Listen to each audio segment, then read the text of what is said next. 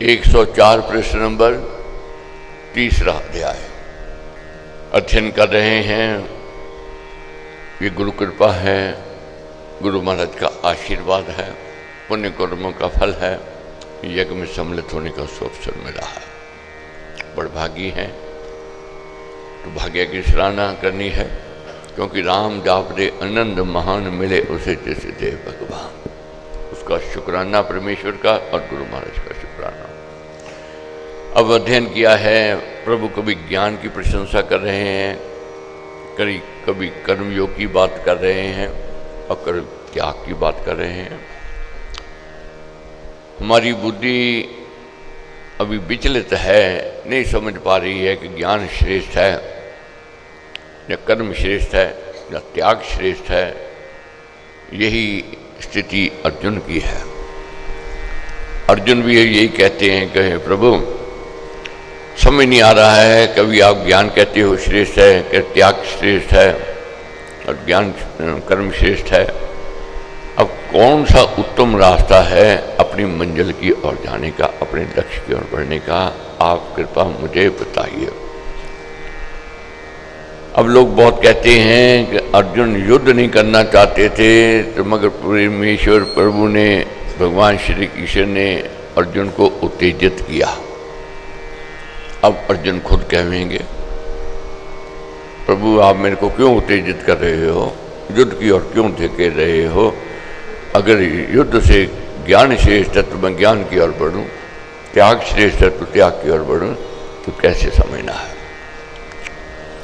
3 अध्याय अर्जुन ने कहा, हे दुष्टजनों को दमन करने वाले श्री कृष्ण, यदि तू कर्म से ज्ञान को श्रेष्ठतर मानता है तो हे केशव, तू मुझको घोर कर्म में, उग्र क्षात्र कर्म करने में क्यों लगा रहा है? यदि तेरी सम्मति में कर्तव्य कर्म करने से ज्ञान कर्म त्याग अधिक अच्छा है, तो मुझे उत्तेजना देकर कर्म करने के लिए क्यों प्रेरित कर रहा है? कर्म और ज्ञान की प्रशंसा की मिली जुली बातों से तू मेरी बुद्धि को मानो मोह रहा है, उलझन में डाल रहा है। इसलिए ज्ञान और कर्म में जो उत्तम है वह एक निश्चय करके तुम कहो, जिससे मैं कल्याण को प्राप्त कर पाऊं। मन में प्रश्न उठा, संकोच नहीं किया पूछने में, अपने गुरु के आगे अपने मन की बात को कह दी। ज्ञान श्रेष्ठ है या कर्म श्रेष्ठ है? दोनों में जो उत्तम है अब मुझे कहिए। श्री भगवान ने कहा, हे अपने मन में संदेह को न छिपाने वाले निष्पाप अर्जुन, सरल निष्कपट भक्त, इस लोक में 2 प्रकार के मोक्ष की मार्ग की धारणा मैंने प्राचीन काल में कही थी। पहले मैंने 2 प्रकार का मोक्ष मार्ग का निश्चय इस लोक में लोगों को बताया था। प्रभु कहते हैं, पीछे मैंने 2 रास्ते बताए थे मोक्ष की ओर जाने के, कर्म और ज्ञान। उनमें से सांख्य तत्वज्ञानियों ने ज्ञान से और योगियों की कर्म योग से धारणा बताई थी। निष्ठा निश्चय को धारणाओं को कहा करते हैं। अंतःकरण को शुद्ध करके आत्मा परमात्मा के स्वरूप को चिंतन मनन और निश्चय करते हुए ब्रह्म में लीन हो जाना ज्ञान योगियों की निष्ठा है। और अपने सब कर्तव्य स्वभाव से कामता से करते हुए तथा परमेश्वर की पतित पावनी भक्ति से परमात्मा में लीनता लाभ करना कर्म योगियों की निष्ठा है। पहले तो एक ही उद्देश्य को पहुंचने के लिए ये 2 मार्ग थे जो कल्याण अधिकारी को देखकर बताए जाते थे, परंतु काल के फेर में पीछे ये दोनों मत माने जाने लगे, जिनसे अनेक विद्वान ज्ञानवाद में उलझकर कर्मयोग की निंदा करने लग गए थे। वे स्वाभाविक और नियत कर्मों को करने में पाप बंध की व्यर्थ कल्पना किया करते थे।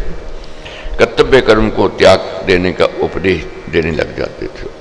ऐसे कोरे ज्ञानवाद की असारता को श्री महाराज ने अगले श्लोक में स्पष्ट शब्दों में दर्शाया है।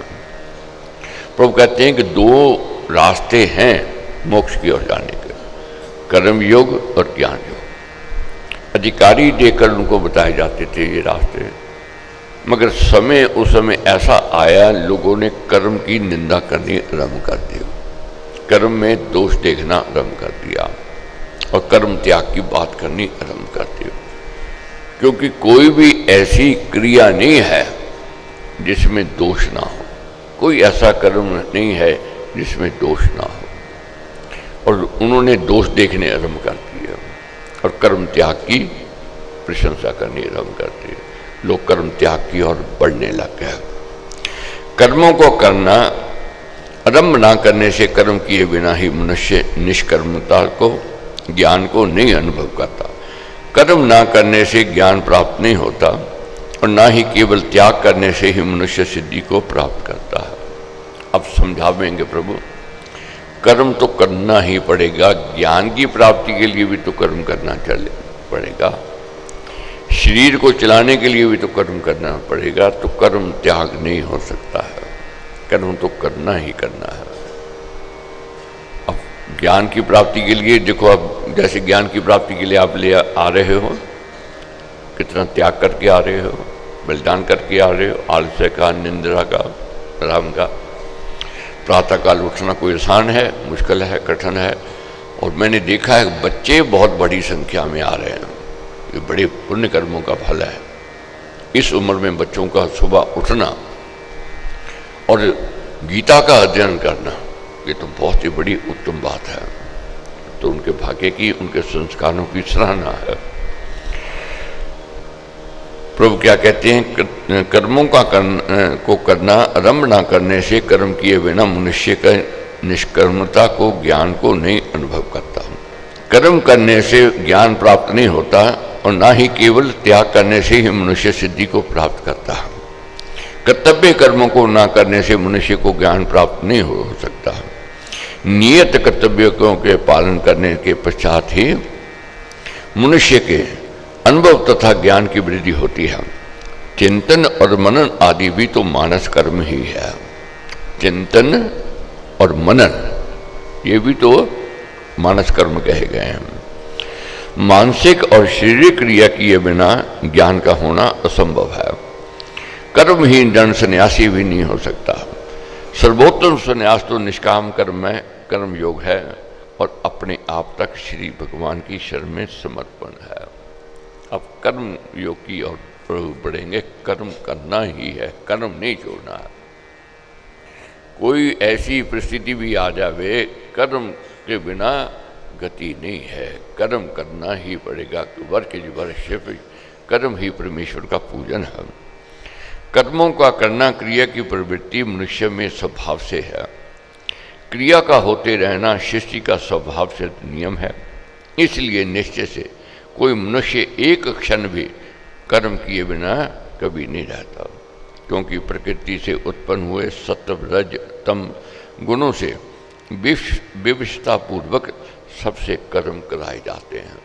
हमारे अंदर 3 गुण हैं, सत्व गुण है, रजोगुण है और तमोगुण है, और तीनों गुण हमसे कर्म करवाते हैं विवश करके। सत्व गुण है, हमें प्रेरणा देवेगा बार बार, उठ सत्संग जाना है, स्वाध्याय करना है, ज्ञान करने यज्ञ में जाना है, यज्ञ करना चाहिए। हम नहीं कर रहे हैं, कोई कहे मैं आ रहा हूँ, नहीं, हमारे अंदर जो सत्व गुण बैठा है, प्रबल है, वह हमें यहाँ लेकर के आता है। अब रजोगुण है, लोभ लालसा की ओर लेकर के जावेगा, उधर जावेगा। तमोगुण जो है, आल से परमात्मा की ओर ले जावेगा। तमोगुणी को आप कह दो यज्ञ में जाना है, वह तरह तरह की तरह करेगा, तरह तरह की बात करेगा, मैं नहीं मानेगा।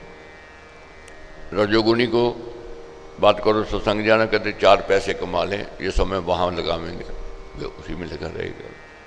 सत्वगुणी अपने भविष्य की सोच करता है, इस लोक की और परलोक की सोच करता है।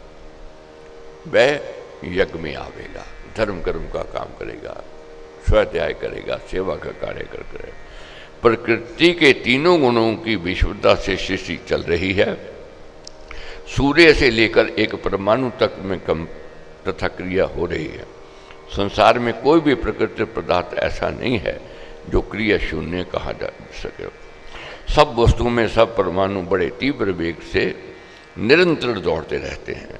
परमाणु के अपने स्वरूप में भी दो भाग हैं, एक तमोगुण और दूसरा रजोगुण। उसके तमोगुण रूपी भाग के चौहों और उसके रजोगुण के कण अत्यंत तीव्र गति से निरंतर चक्कर लगाते रहते हैं। ऐसे ही कल्पनातीत क्रिया युक्त परमाणु पुंजों के संयोग और विकास का परिणाम पंच महाभूत है। इन्हीं पंच महातत्वों से जैसे सृष्टि के अन्य अनेक पदार्थ बने हुए हैं, ऐसे ही मनुष्य का ये शरीर बना हुआ है। ये पांच महाभूतों से ये शरीर है। जल है, पृथ्वी है, आकाश है, वायु है, तो इसमें ये शरीर बनता है। और भूमि है, तो इसके संयोग से ये शरीर बना हुआ है पांच महाभूतों से। मनुष्य के शरीर का भी प्रत्येक परमाणु एक रस निरंतर क्रियाशील है। इस प्रकार जब सृष्टि की सारी रचना में स्वभाव से क्रिया पाई जाती है, तो मनुष्य में भी क्रिया का होना अवश्यंभावी है। क्रिया का दूसरा नाम कर्म है। ऐसे ही निशाचर कर्म के नियम को कोई मनुष्य पल भर के लिए भी कभी बंद नहीं कर सकता। ये कर्म सब में अनवरत रूप से सदा होता ही रहता है। इस कारण कर्तव्य कर्म के त्याग का सिद्धांत केवल कोरी कल्पना मात्र ही है। मनुष्य की देह में अन्य भी अनेक छोटे मोटे कर्म रात दिन आप ही आप अनविच्छिन्न रूप से होते रहते हैं। हृदय का स्वेदन, फेफड़ों की क्रिया, आंतरियों का व्यापार, रक्त का बहते रहना और छोटे छोटे केंद्रों के उत्पन्न होने तथा लय होते जाना आदि सब कर्म मनुष्य की स्वाभाविक चेतना से होते रहा करते हैं। इनका निरोध भला कोई क्या करेगा। ऐसी असंख्य कर्मों का क्रमशः होते रहना ही मनुष्य का जीवन है। तब ऐसी अवस्था के होते हुए अकर्मवाद का मत अस्वाभाविक ही सिद्ध होता है। ना चाहते हुए भी ये कर्म हो रहा है। ये शरीर में श्वास ले रहे हैं, फेफड़ों को अपनी क्रिया है, लीवर अपना काम कर रहा है, दिल की धड़कन अपनी काम कर रही है, रक्ताणु एक जगह से दूसरी जगह भी जा रहे हैं, एक जीव और दूसरे जीव आपस में संघर्ष भी चल रहा है, अच्छे और बुरों का जन्म भी ले रहे हैं और उनका मरण भी हो रहा है। तो क्रिया जब रुक जाएगी तो समझ लो शरीर ही खत्म हो गया। शरीर है, अगर चलता है तो वह कर्म तो करेगा ही। कर्मवाद को सृष्टि नियम के विरुद्ध बताकर महाराज ने कहा, जो जन हाथ पाम आदि कर्म इंद्रियों को कर्म करने से रोककर इंद्रियों के विषयों में मन से चिंतन करता रहता है, वह मूढ़ आत्मा मनुष्य मिथ्याचारी कहा जाता है। जो मनुष्य वाणी से वचन तो नहीं बोलता, परंतु मन से दूसरे मनुष्यों का अनिष्ट चिंतन करता रहता है, वार्तालाप के लिए कामना करता रहता है, वह मिथ्या आचारवान है। जो मनुष्य हाथों से और पैरों को हिलाना रोककर आसन मारे बैठा रहता है, परंतु हाथों और पैरों के कामों का चिंतन करता रहता है, चलकर ग्रहण करके विषयों के देखने, सुनने और चखने आदि को चिंतन किया करता है, उसका ऊपर का कर्म त्याग निरा दिखावा बड़ा दंभ ही है। कर्म इंद्रियों को रोककर मन का संयम ना करना झूठा आचार है। कोई कहे कि मैंने कर्म छोड़ दिए हैं, त्याग दिया है सब कुछ, हाथ पार बैठा है आसन लगा करके कर्म त्याग की पखंड कर रहा है, मगर उसका मानस चिंतन तो चल रहा है, मन ही मन सोच तो रहा है, मैं ये करूँगा, ये देखूँगा, ये सुनूँगा, उसका चिंतन चल रहा है, तो ये भी क्रिया है, ये भी कर्म हो रहा है। परंतु जो विवेकी आँख आदि पांच ज्ञान इंद्रियों को मन में वश करके असक्त होकर कर्म इंद्रियों से कर्मयोग करता हुआ, वह बहुत ही अच्छा है। संसारिक पदार्थों के उपभोग में ही तन को मगन रखना अशक्ति है, ऐसी शक्ति का न होना ही असक्तता है। हे अर्जुन, तू नियत स्वभाव से अवश्य कर्म कर, निश्चय से ना करने से कर्म करना बहुत उत्तम है।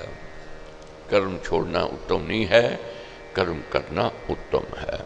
और कर्म ना करने से तेरे शरीर का व्यवहार भी नहीं चल सकता है। जन्मते ही मनुष्य का जो संबंध माता पिता बंधुजन से तथा क्रमशः आयु में बढ़ती में पत्नी पुत्र पुत्रियां आदि तथा देश और समाज के साथ हो जाता है, ये नियत संबंध है। बहुत लोग ये नियत संबंध छोड़ देते हैं, वह पाप की ओर जाते हैं, वह अधर्म की ओर जाते हैं, वह नरक की ओर जाते हैं। माता पिता का त्याग अधर्म है, बंधुओं का त्याग अधर्म है, पत्नी का त्याग अधर्म है, ये पाप की ओर ले जाता है, अपराध की ओर ले जाता है। पुत्र पुत्रियों का त्याग ये भी अधर्म है, ये पाप की ओर ले जाता है। ये हमारे नियत कर्म जो हैं, परिवार के प्रति, स्त्री के प्रति, भाई के प्रति, बहन के प्रति, पुत्र के प्रति, पुत्र के प्रति, पुत्रियों के प्रति, माता पिता के प्रति, ये कर्म करने से मुक्ति मोक्ष की ओर बढ़ता है। ये अपनी ड्यूटी कर रहा है, ये परमेश्वर का पूजन ही कर रहा है। इसलिए ये कर्म खुशी से करने चाहिए, बोझ समझ करके नहीं करने चाहिए, खुशी से करने चाहिए। उनकी और जो कर्तव्य होता है वह नियत कर्म है। ऐसे ही ज्ञान की वृद्धि करना और सेवा उपकार आदि करना भी ये नियत कर्म है। ये जो आप ज्ञान की बढ़ोतरी के लिए आ रहे हो, ये भी नियत कर्म है, हमें करना ही चाहिए, करते ही रहना चाहिए। सेवा का कार्य करना है, ये हमारी ड्यूटी है।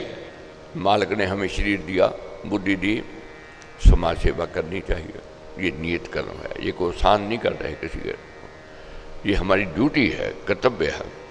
जो कर्म करना मानव समाज के लिए नियत मर्यादा में निश्चित बंधा हुआ है, वह नियत कर्म है। वह कर्म करना धर्म है। कर्म किए बिना तो शरीर का खान पान, श्वास प्रसाव आदि यात्रा भी नहीं निभ सकती। कर्तव्य कर्मों का त्याग जो लोग कहा करते हैं, उनका ये मत है कि जो भी क्रिया की जाती है उसका संस्कार कर्ता के अंतःकरण पर पड़ जाता है, वह संस्कार ही कर्मों का बंधन बनता है। जो लोग ऐसे उपदेश देते हैं कि कर्म त्याग करो, क्योंकि कर्म से बंधन होता है और बंधन जब होता है फिर मुक्ति नहीं मिलती, मोक्ष नहीं मिलती, इसलिए कर्म छोड़ दो, वह ऐसी प्रेरणा देते हैं, अज्ञानी है, ना समझ है। उसी से जन्म जन्मांतर होता है, मोक्ष बंधन नाश से मिलता है। इसलिए मोक्ष चाहने वाले को कर्म का करना छोड़ देना चाहिए, जिससे वह कर्म बंधन से बचा रहे। इस पर महाराज ने कहा, हे कुंती पुत्र, यज्ञ से भिन्न प्रयोजन किए गए कर्मों से इस लोक में बंधन होता है। स्वार्थ और स्वर्ग सुख के उद्देश्य से किए हुए कर्म मनुष्य को बांधा करते हैं। कहाँ बंधन होता है? जब उसके कर्म में सकाम कर्म ले जावे, उसके पीछे को कामना रख लें, उद्देश्य रख लें। परिवार का कार्य तो किया, पीछे स्वार्थ रख लिया तो मेरे लिए करेंगे। समाज सेवा तो की, पीछे उद्देश्य रख लिया मेरी इज्जत होवेगी, बाबा होवेगी। दान तो किया, अपनी बड़ाई की प्रशंसा के लिए किया। करना है दान ये सोच करके तेरा तेरे अर्पण, तूने मुझे इस लायक बनाया, तूने मेरे को ट्रस्टी बनाया, तूने मेरे पर विश्वास भरोसा किया और मैंने तेरे जन को दिया, तेरा तेरे अर्पण। सेवा भाव इसी प्रकार, तूने स्वास्थ्य दिया, बुद्धि दी, विवेक दिया, तेरा तेरे अर्पण है। अगर सकाम भाव होवे वह बंधन में ले जाता है, निष्काम भाव है तो व्यक्ति बंधन में नहीं आता है। इसलिए कर्मों के फलों के संग से रहित होकर तू यज्ञ के लिए कर्म भली प्रकार कर। गृहस्थ का काम, परिवार का काम, समाज का काम, जाति का काम, देश का काम, ये सब यज्ञ कहे गए हैं। इसीलिए मनुष्य को भी एक देव कहा गया है। तो हमने देव स्वरूप बनना है, असुर नहीं बनना है, देव स्वरूप बनना है। दान, पुण्य, सेवा, उपकार, समाज सुधार, दीनहीन जन रक्षा और पालन आदि सभी कर्म ये यज्ञ कहे गए हैं। यज्ञ को हम लोग केवल ये समझने लग जाते हैं ज्ञानता में कि अग्नि जलाई, आहुति डालते रहे, ये यज्ञ है। तो ये भी यज्ञ है। दान, पुण्य, सेवा, उपकार, समाज सुधार, दीनहीन की जन रक्षा, पालन आदि ये सभी यज्ञ हैं, ये करने ही चाहिए। ज्ञान, अब ज्ञान को बढ़ाना ये भी यज्ञ है। ध्यान, आराधन, चिंतन भी यज्ञ ही समझा जाता है। भगवान का नाम स्मरण भी यज्ञ है। अपने सब कर्म भगवान को समर्पण करके उनके करने में अपना अहंकार ना रखकर नियत कर्म करते रहना यज्ञ के लिए कर्म करना कहा जाता है। ऐसे यज्ञ के लिए किया हुआ यज्ञ बंधन ना बनकर कर्ता के परम कल्याण का कारण कहा गया है। जो व्यक्ति निष्काम भाव से कर्म कर रहा है वे यज्ञ ही कर रहा है और परमेश्वर की कृपा का वह पात्र बनता है।